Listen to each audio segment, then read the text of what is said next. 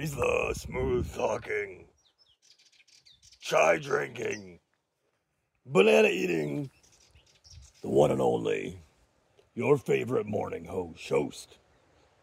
His name Josh. Hello, everyone.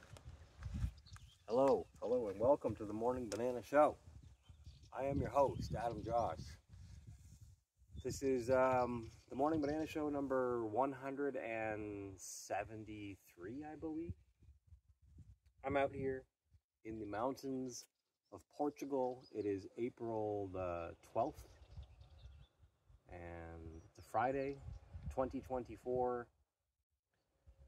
Still in the morning hours, and I am flanked by the banana trees that I and my family have planted. I've called this one Devani. I called this one Little Kim, and then Fox is over there, and we have another baby over there that Desiree named Fox, and Sophia, named after our children, our friends who have had children recently. How are you doing? How's everything going over there? It's making sure the camera seems to be picking me up. All right, we're okay. Yeah, so a lot to talk about, a lot to go over. I'm gonna move these chairs. I think maybe Desiree will join us today. I invited her. I didn't put the second chair here, but I might invite her. We might have her on the show. We'll see. How has everybody been?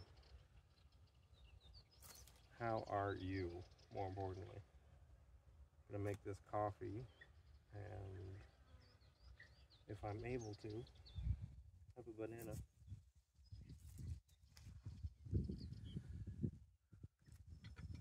How have you been, everybody?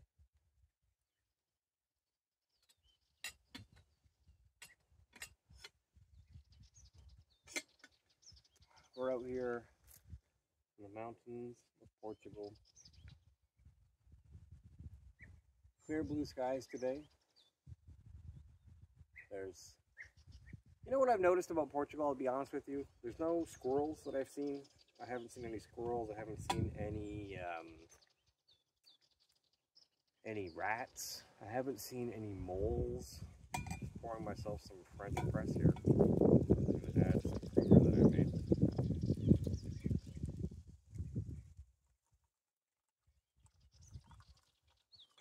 I find it odd that I haven't seen any deer. Maybe this is just the Canadian in me talking.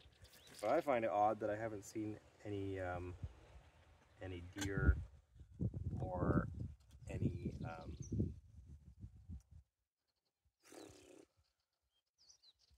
any rats or moles or anything like that. Wouldn't you find that odd? If you're out in the mountains and you haven't seen any, like, I've seen goats. You know, I've seen wildlife in that sense. All right, let's get some froth on this coffee. Ooh, come on. There we go.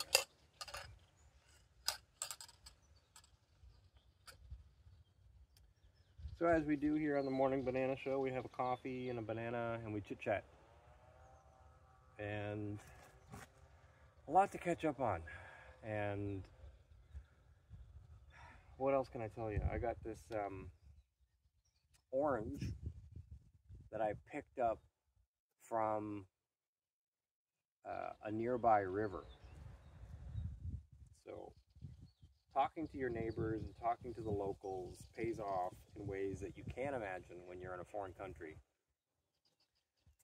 So I know that the previous people who lived here didn't, I don't know if socialize is the right word, but the people that we're talking to didn't know who they were. So Desiree and I are more of outwardly focused. We talk to people.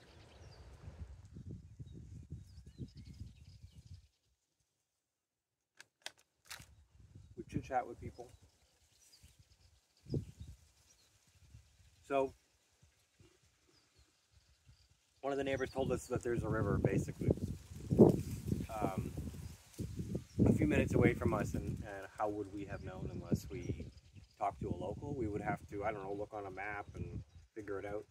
But if you look on a map, the river's dried up, so we would probably not have gone there.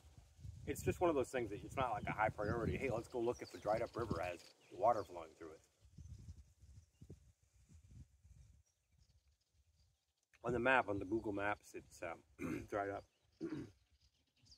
Nevertheless, if you follow me on X, you'd see that we've been going to this river last couple days, and it is not dried up. It is clearly a flowing river. So the fake news of the drought in Portugal is exactly that. At least in the mountains here, and in Lisbon, and in all the coastal areas of the country.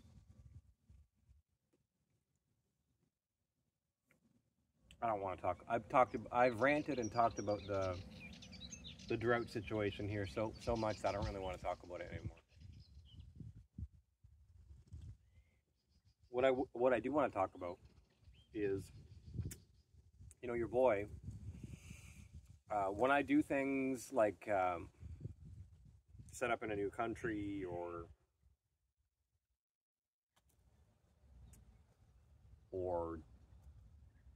you know, radically change my life or choose new paths, I do the paperwork first. I'm doing the research first. And so there's some things that I talk about publicly with you as a way to educate. And there's some things that I talk about on the Morning Banana Show to get off my chest. I don't have a lot of people that I talk to. On the flip side of that, I have a lot of people that I talk to because of you guys.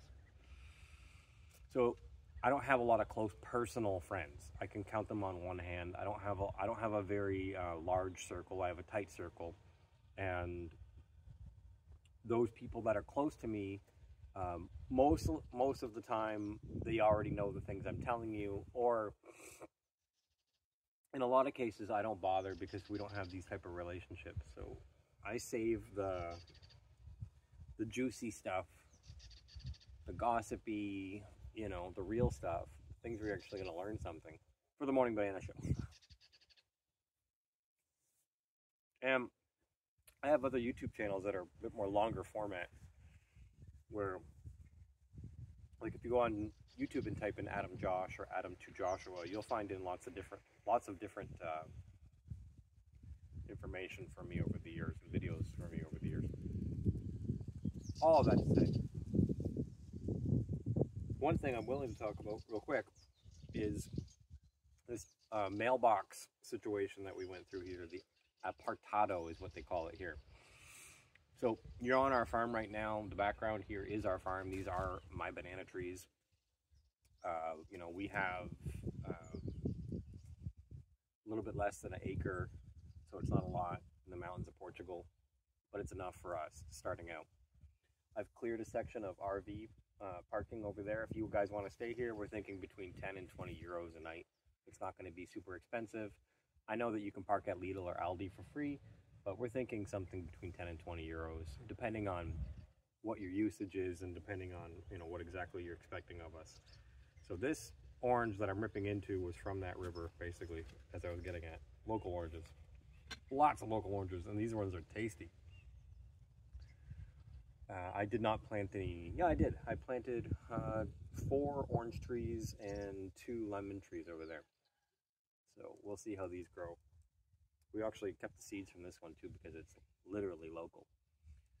So we're on a farm, and we're in an area where the postman is not going to walk to, and nobody's coming to deliver us any mail. So as a result, we're going to have to obviously figure out mailing situation. So the first thing that we did was we found out who is the local equivalent of the post office, the local equivalent to the Canada Post or whatever. Here in Portugal, it's CTT, And CTT is an acronym, and I don't know for what, but they run the mail, and they have offices all over Portugal. And there's a lot of other stuff going on with CTT that I have my spidey senses up about, but I'm not entirely going to talk about that right now. I don't really feel like getting into that.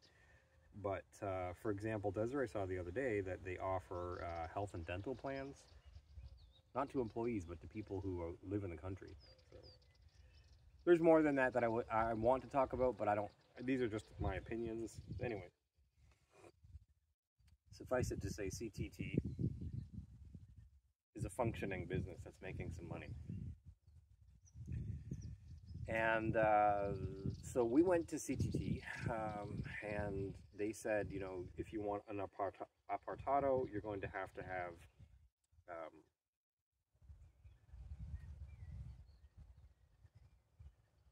proof of where you live and a bill proving that you live there.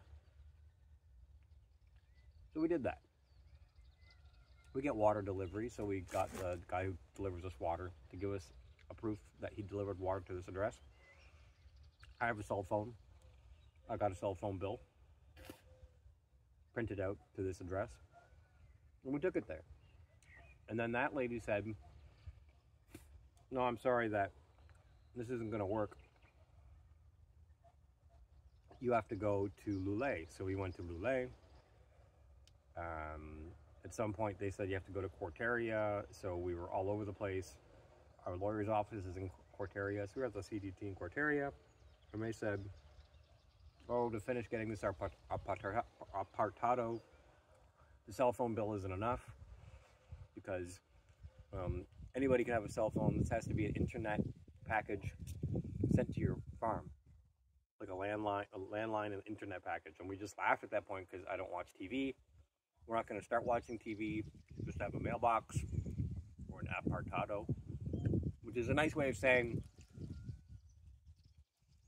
a mailing box or like a post office box in a gated area near the CTT that's kind of protected.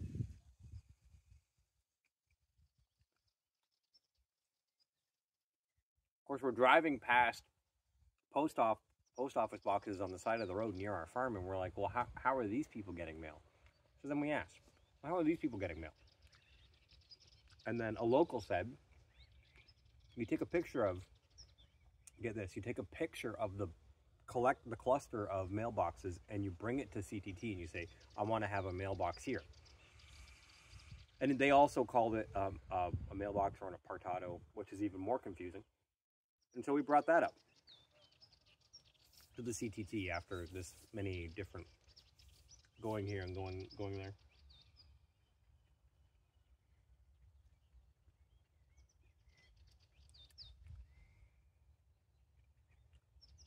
At this point, we're in Quarteria, Villamora area, near the marina. And the lady says, oh, yeah. If you want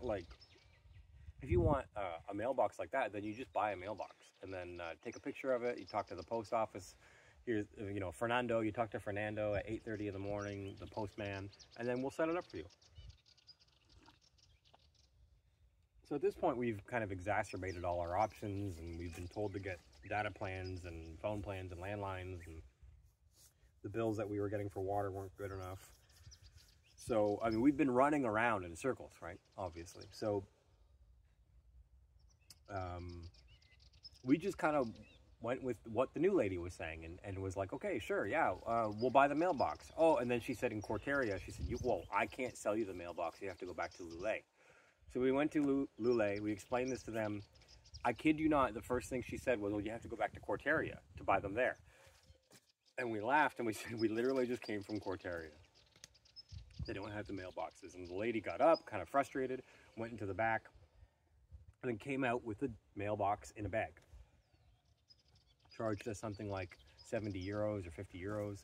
And then said, you have to call this guy tomorrow and set it up. And then we left. So we left, we put the mailbox where the other ones are. I installed it with like a drill. And of course, my question is, now when we get big boxes delivered or big packages delivered, how are we going to know where the packages are? Where obviously they can't fit in a mailbox this big. And they said, oh, you'll get a slip and the package will stay with us at your local CTT.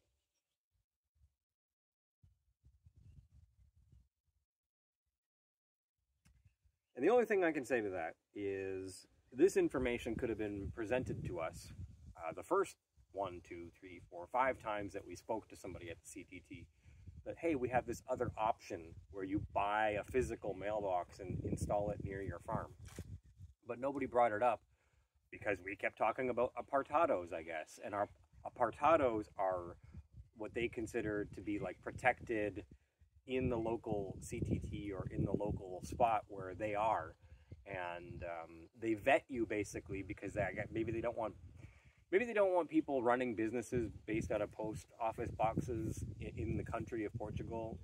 And so they have a bit more of a vetting process for the apartados. However, we live here, like we're on this farm, we're sleeping here. So we didn't care about any of that. So we literally didn't, the whole process was exactly as I told you. There was no vetting process. They didn't ask for any bills. It was literally, give us the money. We're going to give you the box. Oh, you're in Ballycam? Perfect. Take the money, take the box, we left. No exchange of other information. We could have been from the Swiss Alps. We could have been from Jamaica. I don't think it would have mattered. So they never asked us to prove anything. So it was a big, long, roundabout way to get back to the beginning where all we want is to be able to get mail in Portugal. We know that we're on a farm. We're not going to have a post office man delivering it to us here. So we were already willing to drive to a apartado or a post office box. And now, basically, we wound up giant circle back at the beginning with the best scenario of all scenarios where we're going to go, a few minute drive, check our mail. And if there's something bigger, then it's going to be at the CTT and all of that. We were ready to pay the €70 yearly fees, but we're avoiding all that and just paying a one-time fee of like €50 or whatever that was. So if you could avoid all this, avoid all that. I guess speaking fluent Portuguese would help because it would help differentiate the confusion between an apartado in a protected area where the CTT is versus a physical box that you install near your place of dwelling or where other clusters of post office boxes are. So there is a difference, and these are both two different options for people who are not, for example, in a city where you obviously have a mailman servicing. So these two options are for people that like us are like in the middle of nowhere. So that happened, and with all that being said, I think we should wrap up the show because it feels like that was a big conversation. I also got acupuncture for the first time in my life 2 days ago.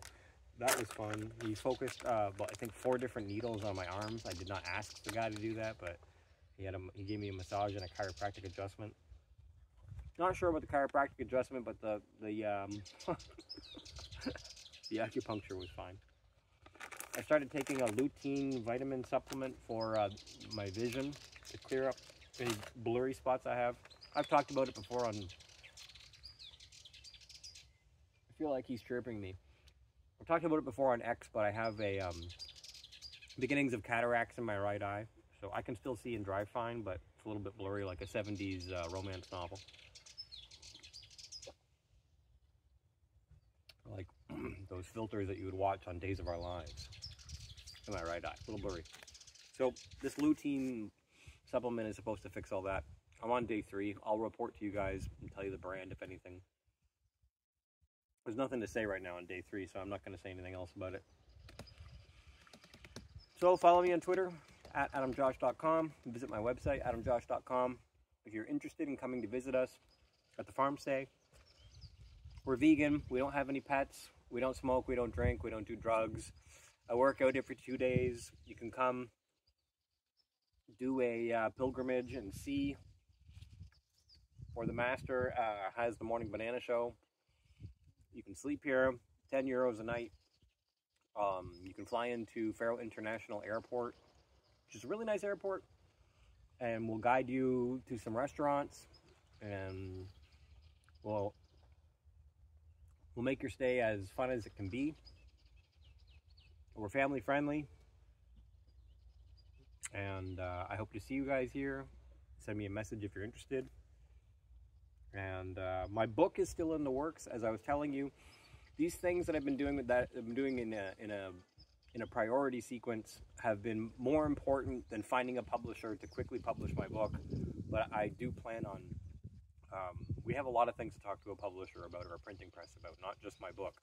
So it is on the list of things. But my book is printed and still just waiting to be printed. My book is finished and waiting to be printed, and then I'll ship it to anybody who's pre-ordered. If you want to pre-order my book, go to my website and go to the shop section. Thank you for following. Take care of yourselves. Have a great day. Bye-bye.